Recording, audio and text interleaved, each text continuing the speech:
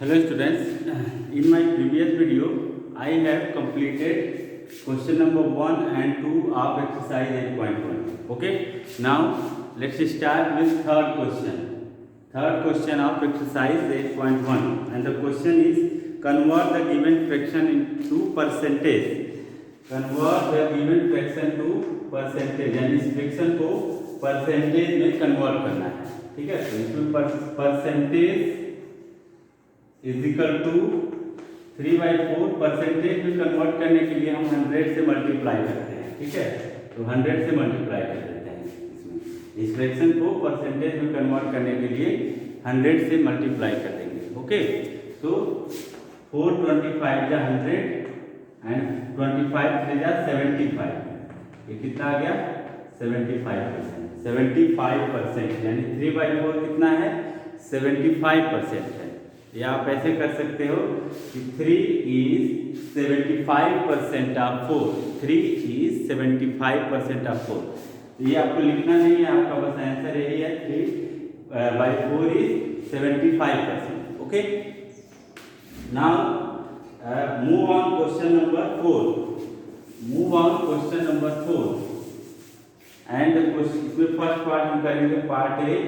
The question is express each of the following as ratio. Express each of the following as ratio. तो ratio में convert करने के लिए ये percentage में गिवन है, इसको रेशियो में कन्वर्ट करने के लिए क्या करेंगे? 100 से डिवाइड कर देंगे. तो देखिए यहाँ दिया हुआ है 62.5%. 62.5%. पार्ट बी है, नहीं पार्ट बी 62.5% मीन्स इसको हम लिखेंगे 62.5 अपॉन 100. ठीक है, तो इसको अगर कैंसिल करना चाहें तो देखिए 5 से कैंसिल करें. 5 20 जा 100 और 5 से जब इसको करेंगे 5 1 जा 5, 5 2 जा 10 और 5 5 जा 25. ठीक है, अगेन अगर 5 से डिवाइड करते हैं, अगर 5 से इसको कैंसिल करना चाहें तो 5 4 जा 20 एंड 5 से 5 2 जा 10, 5 5 जा 25. ठीक है, यानी 2.5 अपॉन 4. 2.5 अपॉन 4. ठीक है, या अगर 10 से मल्टीप्लाई कर दें, 10 से मल्टीप्लाई कर देते हैं अगर, ठीक है, तो कितना आ जाएगा ये? 25 upon 40.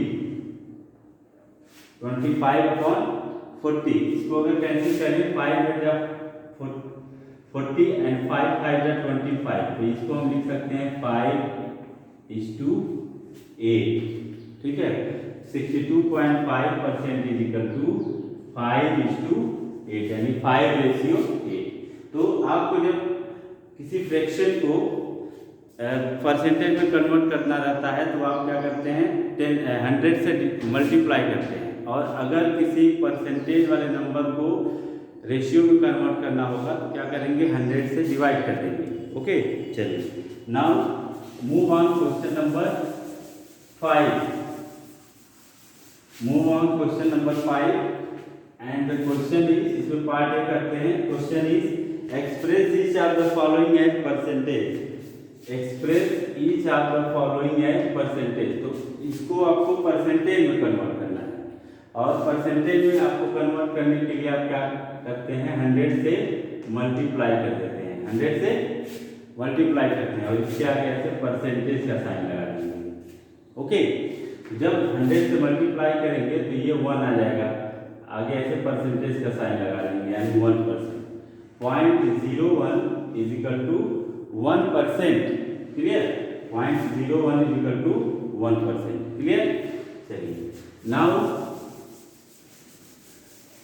Move on question number 5. 5 का पार्ट सी करते हैं. 5C 0.0005. इसको आपको परसेंटेज में कन्वर्ट करना है. तो परसेंटेज में कन्वर्ट करने के लिए लिखेंगे percentage is equal to 0.0005 into 100 और आगे ऐसे परसेंटेज की साइन लगा देंगे. ओके, तो 100 से जब मल्टीप्लाई करेंगे इसमें तो डेसिमल देखिए 1 2 3 2 प्लेस आगे शिफ्ट होगा यानी यहाँ आ जाएगा, यानी 0.05 0.05%, ये इसका आंसर होगा 0.05%। ठीक है, चलिए now move on question number 6। If 30% of P is 9, then find the value of P. Question number 6.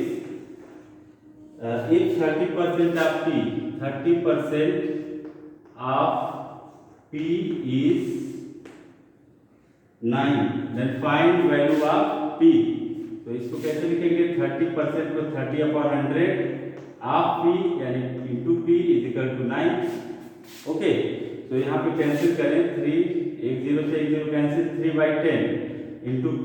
तो जब यहाँ से P की वैल्यू फाइंड आउट करेंगे तो 9 इंटू ये 10 क्रॉस मल्टीप्लाई हो जाएगा 9 में, और ये 3 इसको डिवाइड कर देगा। ओके, तो 3 3 जा 9 एंड 3 10 जा 30। So value of P is 30। Value of P is 30। So 30 is your answer. Okay, 30 is your answer. Now move on next question. And the question is what percent of 42 is 40? Question number 7. And what percent of 2 hours is 36 minutes? ये question आप खुद से करेंगे क्योंकि बहुत simple है, आप खुद से कर सकते हैं। ठीक है, इसके बाद क्वेश्चन नंबर 9 करते हैं। Question number 9, find the sum of 15% of 75 and 5% of 75। अच्छा, एक मिस्टेक है यहाँ पे, ये वीडियो का पार्ट 2 है, जरा मैं इसको करेक्ट कर दूँ फिर सॉल्व करते हैं पार्ट 2। ओके, देखिए, find 15% of 75 and 5% of 75 is it equal to 20% of 75। तो इसमें कह रहा है कि 15% ऑफ 75 और 5% ऑफ 75 का सम निकालिए, और इसके बाद क्या ये 75 के 20% के बराबर है, ये आपको चेक करके बताना है। तो इसमें सबसे पहले हम 15% ऑफ 75 प्लस 5% ऑफ 75 कैलकुलेट करते हैं। तो according to question 15% of 75 plus 5% of 75, इसकी वैल्यू कैलकुलेट करें। 5% ऑफ 75, ठीक है, इसकी वैल्यू कैलकुलेट करते हैं। तो देखिए 15% को आप 15/100 ऑफ की जगह पे मल्टीप्लाई इंटू 75 लिख सकते हैं। इसी तरह से प्लस 5% को 5/100 इंटू 75 आप लिख सकते हैं। ठीक है, देखिए इसकी वैल्यू क्या आएगी, 25 से कैंसिल करें तो 25 हो जा 100 एंड 25 3 जा 75। ठीक है, इसी तरह से इसको 25 हो जा 100, 25 3 जा 75। ओके, तो 15 3 जा 45/4 प्लस 15 3 जा 5 3 जा 15/4 ऐड करेंगे 60/4 आएगा, एंड इसको जब कैंसिल करेंगे तो इसकी वैल्यू आएगी 20। ठीक है, तो हमने 15% ऑफ 75 प्लस 5% ऑफ 75 की वैल्यू कैलकुलेट किया एंड दैट इज 20। नाउ अब इसमें ये बताना है 20% ऑफ 75 के इक्वल है कि नहीं, तो हम लोग कैलकुलेट करते हैं 20% of 75।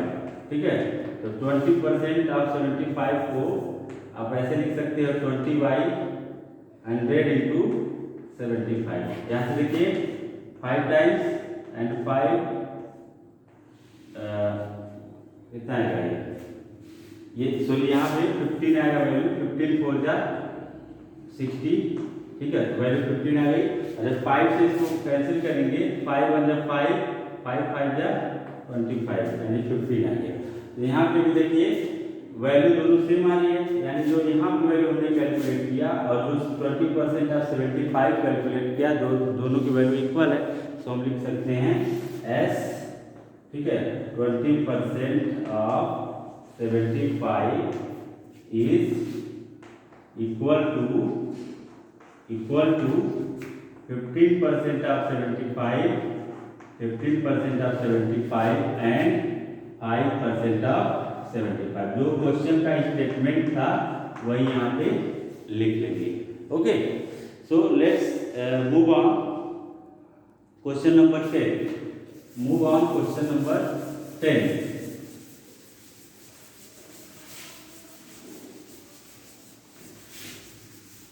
Move on question number 10, and the question is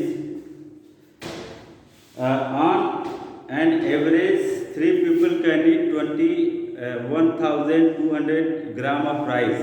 How much rice will be needed for 36 person? 36 people. Okay, तो 3 people को 1200 ग्राम राइस चाहिए. तो कह रहा है कि 36 पीपल अगर रहें तो कितने राइस खाएंगे. तो सबसे पहले तो आप यूनिटरी मेथड अप्लाई करके 1 पीपल के लिए लगाएंगे, निकालेंगे वैल्यू, और उसके बाद से आप वही 1 के लिए जब निकल जाएगा 36 से मल्टीप्लाई कर देंगे तो you will find the consumption of rice for 36 people. Clear. तो पहले लिखते हैं 3 people can eat rice is equal to 1200 gram. 1200 gram. Therefore, one people can eat rice is equal to क्या करेंगे 1200 में 3 से डिवाइड कर देंगे तो कितना आ जाएगा 400 आ जाएगा 400 ग्राम. ठीक है. ये यूनिटरी मेथड यूज करके एक पीपल के लिए कितना कंजप्शन है राइस का उन्होंने कैलकुलेट कर लिया. Now we have to calculate how much rice will be needed for 36 people. Therefore 36 people can eat rice equal to क्या करेंगे 400 इंटू 36 करेंगे. ठीक है. मल्टीप्लाई करिए. 4 6 जा 24 4 कैरी 2 4 3 जा 12 and 2 14. That is 14,400 ग्राम. 14,400 ग्राम ये कंजप्शन होगा 36 पीपल का. ओके. चलिए. Now move on.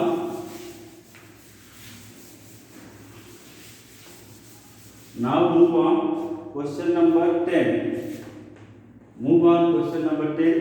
देखिए क्वेश्चन है ऑन एन एवरेज 3 पीपल. ये तो हो गया. सॉरी इसके बाद हम लोग क्वेश्चन नंबर 11 करेंगे. Sorry question number 11. देखिए the number of students in a school A is 3600 and in B is 2400. Number of students in school A is equal to 3,600. ठीक है. Number of students in school B is equal to 2,400. ठीक है. कह रहा है कि the area of A is 1800 square feet. Sorry, square meter. 1800 square meter. And area of B is equal to 800 square meter. Okay. So इसमें calculate क्या करना है. How many students are there in per square meter in both school. पर square metre में कितने student हैं दोनों school में. ठीक है. तो लिखेंगे number of students per square metre in school A is equal to. ठीक है. पर स्क्वायर मीटर में number of student find out करने के लिए number of student in school A upon area of school A. Area of school A लिखेंगे. ठीक है. Sorry 18,000. ठीक है. तो ये कितना आ जाएगा 2 स्टूडेंट्स पर स्क्वायर मीटर. ठीक है. Number of students per square metre in school A is 2 students. Okay. Now number of students per square metre in school B. इसको कैलकुलेट करने के लिए क्या करेंगे. यहाँ मैं लिखता हूँ in school B is equal to number of student in school B, that is 2400 upon area of school B, that is 800, that is यहाँ पे क्या हो गया 3 students पर square metre, 3 students per square metre, ये हमने कैलकुलेट कर लिया। अब इसमें देखिए which school is thickly populated, which school is thickly populated यानी कौन से स्कूल में पॉपुलेशन थिक है, यानी जहाँ पर number of student per unit area अधिक होगा वो स्कूल थिकली पॉपुलेटेड होगी। तो आप यहाँ देख सकते हैं कि इन स्कूल की नंबर ऑफ स्टूडेंट पर स्क्वायर मीटर एरिया इज 3 और ए में क्या है 2 स्टूडेंट हैं पर स्क्वायर मीटर में, स्कूल ए में 2 स्टूडेंट हैं और स्कूल बी में 3 स्टूडेंट्स हैं। तो कौन थिकली पॉपुलेटेड हुआ, school B, because there are more number of student in per square metre area. Therefore लिखेंगे पार्ट बी में school B is thickly populated, ठीक है। तो इस तरह से आप क्वेश्चन नंबर 11 कर सकते हैं और क्वेश्चन नंबर 12 आप खुद से करेंगे। अगर आप नहीं कर पाएंगे तो मैं आपको इसकी PDF प्रोवाइड कर दूंगा। ओके, तो इसके बाद नेक्स्ट एक्सरसाइज 8.2 है, उसको हम नेक्स्ट वीडियो में कवर करेंगे। Okay, thank you.